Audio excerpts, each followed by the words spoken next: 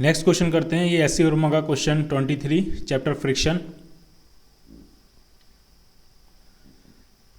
ये जो प्रॉब्लम है वो basically block on block type की प्रॉब्लम है। इसमें एक ब्लॉक है, उसके ऊपर एक और ब्लॉक रखा हुआ है, उसके ऊपर एक और ब्लॉक रखा हुआ है। ठीक है, find the acceleration a1 a2 and a3 of the 3 blocks shown in figure. ठीक है, इसका एक्सेलरेशन a1, इसका एक्सेलरेशन a2 और इसका एक्सेलरेशन a3। ये तीनों के अलग अलग एक्सेलरेशन है, ये आपको फाइंड करने हैं। ठीक, if A horizontal force of 10 Newton is applied on, first part में 2 kg पे अप्लाइड करेंगे, दूसरे पार्ट में 3 kg पे अप्लाई करेंगे और थर्ड पार्ट में 7 kg पे अप्लाई करेंगे। ठीक है, तो एक फोर्स है आपके पास 10 न्यूटन का, एक बार वो 10 न्यूटन फोर्स हम 2 kg पे अप्लाई करेंगे, फिर तीनों के एक्सेलरेशन बताने हैं। दूसरा केस में क्या है, वही 10 न्यूटन का फोर्स हम 3 kg पे अप्लाई करेंगे और फिर तीनों एक्सेलरेशन बताने हैं, और वही फिर 10 न्यूटन का फोर्स हम तीसरे ब्लॉक पे अप्लाई करेंगे और वही आपको तीनों का एक्सेलरेशन फिर से बताना। ठीक है, तो सबसे पहले ए पार्ट करते हैं। ए पार्ट में जो 10 न्यूटन का फोर्स है वो किस पे अप्लाई किया, 2 kg के ब्लॉक पे अप्लाई किया। ठीक है, तो यानी इस पे जो फोर्स लगाया है ये इस तरफ, ये फोर्स जो है वो 10 न्यूटन का फोर्स है। क्लियर। अब हमें ये पता नहीं है कि ए और 2 kg और 3 kg के बीच में रिलेटिव स्लिपिंग होगी या नहीं होगी, उसी तरह से 3 और 7 kg के बीच में रिलेटिव स्लिपिंग होगी या नहीं होगी। लेकिन एक बात पक्की है कि 7 kg और ग्राउंड के बीच में रिलेटिव स्लिपिंग होगी, क्योंकि यहाँ पे कोई फ्रिक्शन नहीं है, फ्रिक्शन कोएफिशिएंट आपको 0 दिया है, ये सरफेस स्मूथ है, तो 7 तो मूव करेगा ही करेगा, ये पक्की बात है। ठीक है, 3 और 7 के बीच में स्लिपिंग होगी या नहीं होगी, या 2 और 3 के बीच में स्लिपिंग होगी या नहीं होगी, वो हमें अभी क्लियर नहीं है। ठीक है, तो हम क्या करेंगे, जो हमारे लाइन ऑफ अटैक होगा इस क्वेश्चन को सॉल्व करने का, वो क्या होगा, हम क्या करेंगे, हम इस तीनों ब्लॉक को एक कंबाइंड सिस्टम मान लेंगे।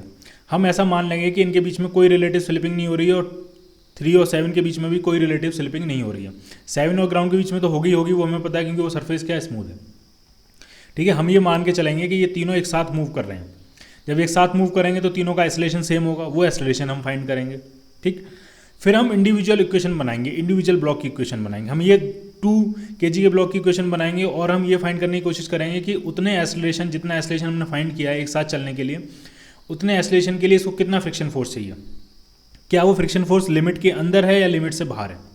अगर जितना फोर्स चाहिए तीनों को एक साथ मूव करने के लिए, अगर वो फोर्स फ्रिक्शन फोर्स की लिमिट के अंदर है तो रिलेटिव स्लिपिंग नहीं होगी, और अगर वो फोर्स लिमिट के बाहर चला जाएगा तो समझ लेना रिलेटिव स्लिपिंग होगी। उसी तरह से हम 3 की इक्वेशन बनाएंगे और 3 पे फ्री बॉडी डायग्राम बना के सारे फोर्सेज लिख के और फोर्स निकालने की कोशिश करेंगे, और फिर वो देखेंगे जो फोर्सेज आ रहे हैं, जो फ्रिक्शन फोर्सेज आ रहे हैं, क्या वो फ्रिक्शन फोर्स की मैक्सिमम लिमिट के अंदर हैं या बाहर हैं। अगर मैक्सिमम लिमिट के अंदर होंगे तो जैसा हमने माना है वैसा ठीक है, और अगर मैक्सिमम लिमिट के बाहर होंगे तो रिलेटिव स्लिपिंग हो गई होगी, और रिलेटिव स्लिपिंग हो रही होगी तो हमें प्रॉब्लम फिर से सॉल्व करनी पड़ेगी। ठीक है, तो आप ढंग से देखते जाओ। पहले मैंने मान लिया कि तीनों एक साथ चल रहे हैं, सब कुछ एक साथ तीनों मूव कर रहे हैं, कहीं कोई रिलेटिव स्लिपिंग नहीं है। जब एक साथ मूव करेंगे तो तीनों का एक्सेलरेशन सेम होगा ए, और वो कितना होगा, वो होगा total force upon total mass. Total force कितना लग रहा है, 10 न्यूटन का, और सिस्टम का टोटल मास कितना है, तो 7 + 3 10 + 2 12 kg, यानी ये आ रहा है आपका 5/6 मीटर पर सेकेंड स्क्वायर। ठीक, अगर तीनों एक साथ मूव कर रहे हैं, if all 3 move together with the same acceleration. ठीक है, अब जरा 2 kg वाले ब्लॉक का फ्री बॉडी डायग्राम बनाते हैं। ठीक है, तो आप इस पर देखो कौन कौन से फोर्स लग रहे हैं, तो इस पर 10 न्यूटन इधर लग रहा है। ठीक है, तो फ्रिक्शन फोर्स डेफिनेटली इस पर कहाँ लग रहा होगा, पीछे की तरफ लग रहा होगा, उसको कह देते हैं F1। ठीक, उसका रिएक्शन पार्ट इस पर कहाँ लगेगा, आगे की तरफ लगेगा, इसको भी कह देते हैं F1। एक्सेलरेशन आपको तीनों का पता है। ठीक है, तो अगर इक्वेशन बनाएं इसकी, तो क्या इक्वेशन बनेगी 2 kg वाले की, अलग से नहीं बना रहा हूँ मैं, यहीं पे अलग से डायग्राम नहीं बना रहा हूँ, इसी डायग्राम की हेल्प से हम बनाएंगे। तो नेट फोर्स लग रहा है 10 - F1 इक्वल टू मास कितना है, मास है 2 kg और एक्सेलरेशन कंबाइंड कितना 5/6। तो यहाँ से आप F1 फाइंड करोगे तो 10 - 10/6, तो ये आ जाएगा 50/6। क्लियर, तो ये कितना आएगा 8.3 के आसपास आ जाएगा। इतने न्यूटन फोर्स चाहिए अगर 2 kg और 3 kg को साथ साथ चलना है तो। ठीक है, जरा और भी फाइंड कर लेते हैं। अब अगर आप 3 kg वाले को देखो तो 3 kg आगे की तरफ स्लाइड कर रहा है कौन सा फोर्स, F1, तो डेफिनेटली फ्रिक्शन फोर्स कहाँ लग रहा होगा, उससे पीछे की तरफ, उसको कह देते हैं F2, ठीक है। तो 3 kg वाले की इक्वेशन जो बनेगी वो बनेगी F1 minus F2 is equal to mass कितना है 3 kg और एसलेशन कितना है, एसलेशन है 5/6। F1 आपने फाइंड कर ही लिया है, F2 और फाइंड करते हैं, तो F2 जो आएगा वो आपका जाएगा F1 माइनस 10/6। F1 था आपका 50/6 और ये कितना है, सॉरी ये 15/6, ये 5 3 15/6, तो ये आपका आ गया 35/6। तो ये लगभग कितना आ जाएगा, around 6 Newton, around approximate value निकालें तो ये 5.9 या 6 न्यूटन के आसपास मिल जाएगा आपको, ठीक है। तो आपने F1 निकाल लिया। अगर तीनों को एक साथ मूव करना है, कहीं कोई रिलेटिव स्लिपिंग नहीं होनी है, सेम एसलेशन से मूव करना है, तो F1 कितना चाहिए वो आपने फाइंड कर लिया, F2 कितना चाहिए वो आपने फाइंड कर लिया, ठीक है। इस F2 का रिएक्शन फोर्स इस पर आगे की तरफ लग रहा होगा F2, ठीक है, और वो इसको ए का एसलेशन प्रोवाइड करेगा। वहाँ से भी आप F2 फाइंड कर सकते हो। F2 इक्वल टू क्या होगा, मास इंटू एसलेशन। मास कितना है 7 और एसलेशन कितना निकाला है हमने, कंबाइंड एसलेशन 5/6, तो यहाँ से भी कितना आ जाएगा 35/6 न्यूटन, ठीक। ये मैंने किससे निकाला है, ये 7 kg वाले ब्लॉक के फ्री बॉडी डायग्राम बना के निकाला है। ग्राउंड से कोई फ्रिक्शन फोर्स नहीं लगेगा, वो सरफेस स्मूथ है, ठीक है। अगर तीनों को एक साथ चलना है तो कितना कितना फोर्स चाहिए होगा, 2 और 3 के बीच में कितना फ्रिक्शन फोर्स हमें चाहिए होगा वो हमने निकाल लिया है। 3 और 7 के बीच में कितना फ्रिक्शन फोर्स चाहिए वो हमने निकाल लिया, ठीक है। अब इनकी मैक्सिमम वैल्यू निकालते हैं। F1 की मैक्सिमम वैल्यू कितनी होगी और F2 की मैक्सिमम वैल्यू कितनी होगी, फिर हम देखेंगे क्या ये जो वैल्यू चाहिए हमें, क्या उतनी हमें मिल भी सकती है कि नहीं मिल सकती है। तो अगर F1 की मैक्सिमम वैल्यू निकालें, F1 m कह देते हैं उसको, तो यहाँ से लगने वाला फ्रिक्शन फोर्स वो क्या होगा, mu into N. N no normal reaction होगा, वो 2 kg के वेट को बैलेंस कर रहा होगा। यहाँ से लगने वाला जो नॉर्मल रिएक्शन होगा वो किसको वेट को बैलेंस कर रहा होगा, 2 kg को, ठीक है।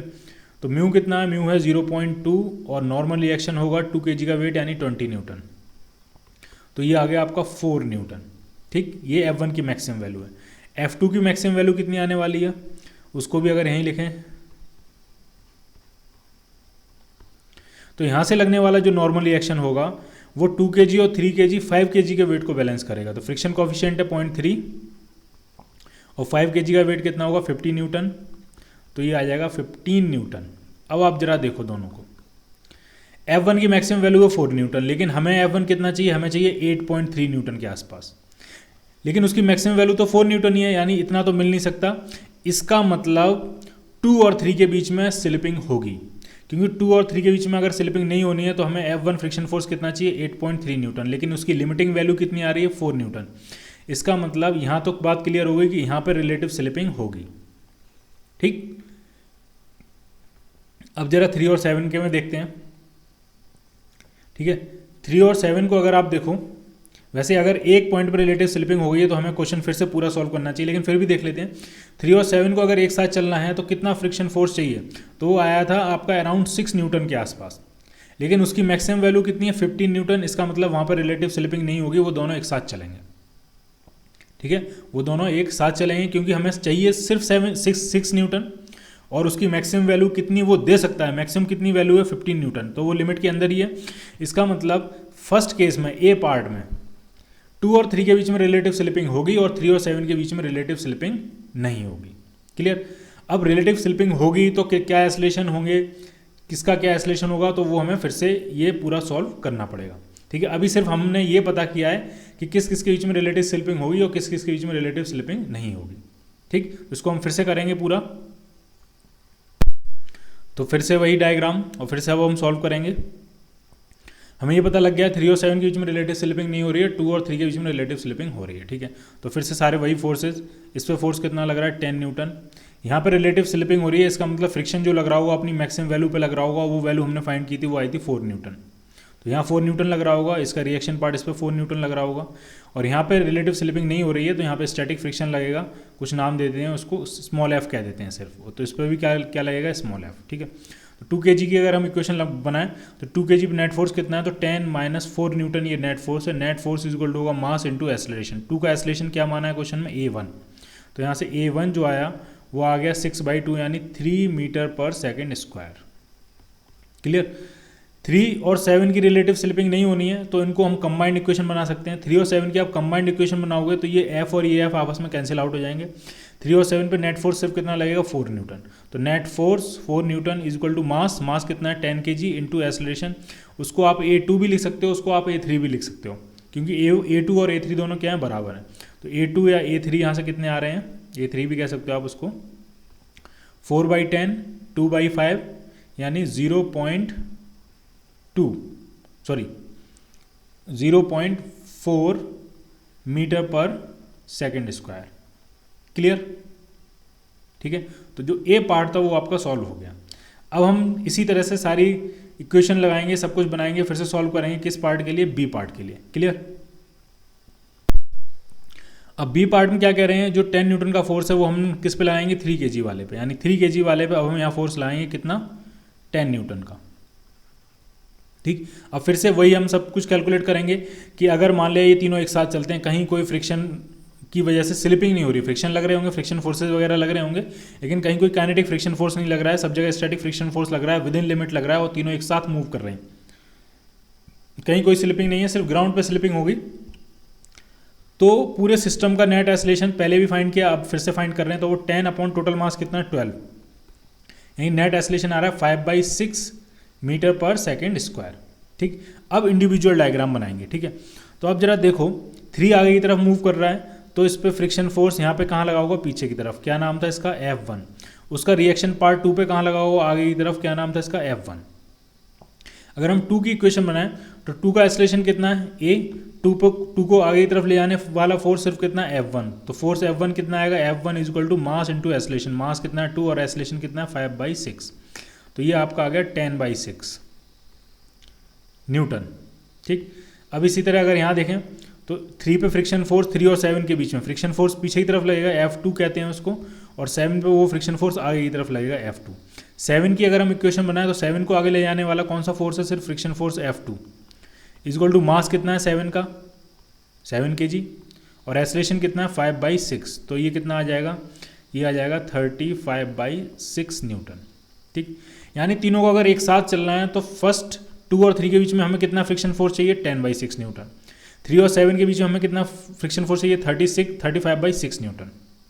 ठीक है, F1 की मैक्सिमम वैल्यू हमें अभी भी याद है, F1 की मैक्सिमम वैल्यू हमने कितनी फाइंड की थी, तो वो आई थी 4 न्यूटन, और F2 की मैक्सिमम वैल्यू कितनी फाइंड की थी, तो वो आपकी आई थी 15 न्यूटन। अब आप बताओ ये दोनों वैल्यूज जो हमें चाहिए F1 F2 की, क्या ये लिमिट के अंदर है, तो ये बिल्कुल लिमिट के अंदर है, ये तो 2 से भी कम है और हमारी मैक्सिमम वैल्यू 4 न्यूटन, ये अराउंड 6 न्यूटन के आसपास आता है, हमारी मैक्सिमम वैल्यू कितनी 15 न्यूटन।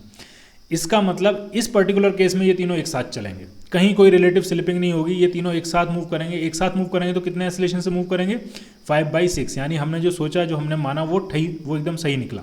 ठीक है, इसका मतलब इस पर्टिकुलर केस में A1 हो या A2 हो या A3 हो, तीनों किसके बराबर होंगे, 5/6 मीटर पर सेकेंड स्क्वायर के बराबर।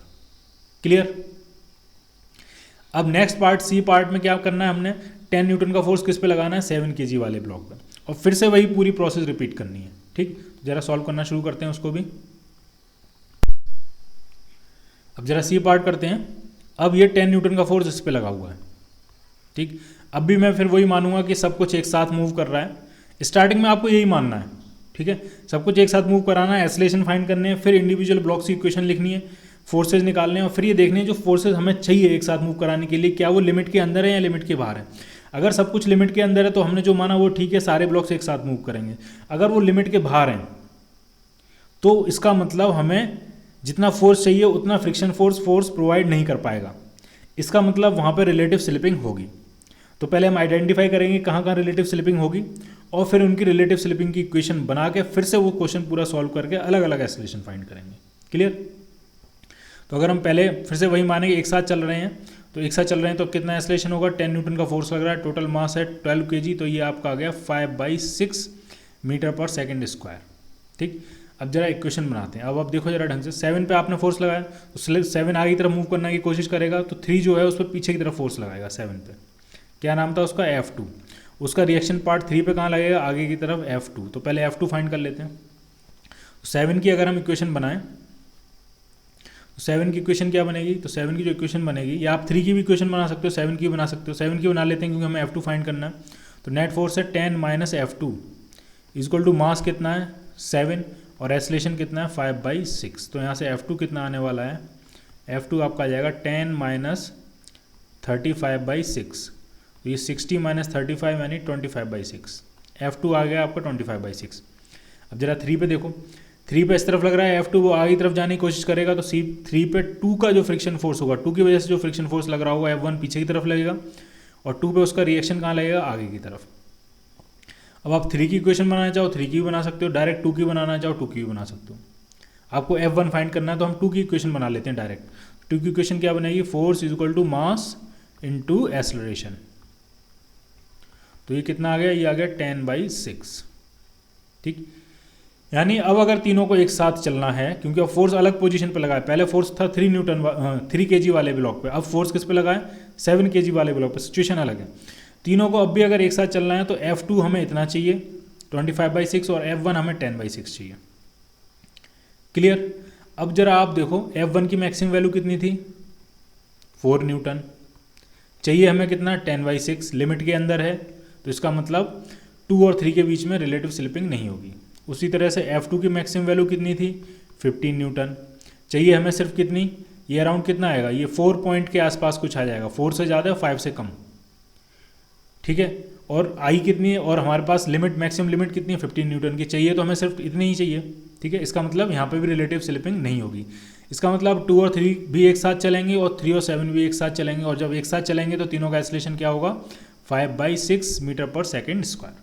ठीक है, तो सिर्फ ए पार्ट में रिलेटिव स्लिपिंग हुई थी 2 और 3 के बीच में, बाकी बी पार्ट और सी पार्ट में तीनों ब्लॉक एक साथ चले, और जब एक साथ चलेंगे तो कितने एक्सेलरेशन से चल रहे हैं 5/6 मीटर पर सेकेंड स्क्वायर के एक्सेलरेशन से। क्लियर।